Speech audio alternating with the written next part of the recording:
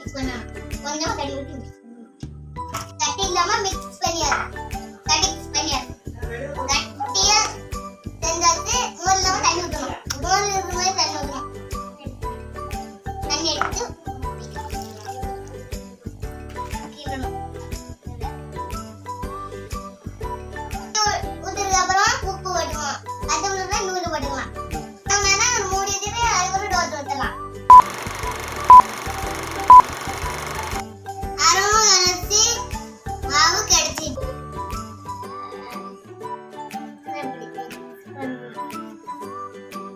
கொஞ்சோண்டு தண்ணி ஊற்றணும். அப்புறம் கிண்டணும். அதெல்லாம் பண்ணிட்டு அப்புறம் எடுத்து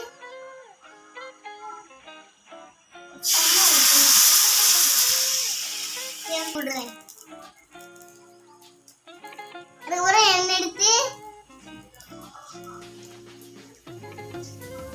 எடுத்து சுத்தி சுத்தி ஊற்றணும்.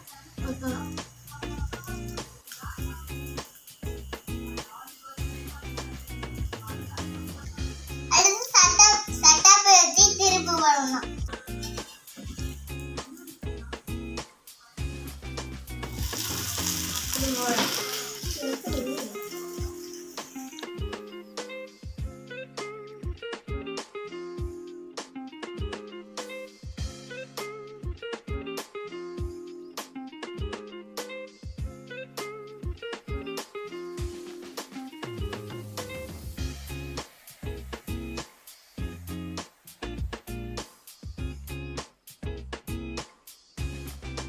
சப்ஸ்கிரைப் பண்ணுங்க, பெல்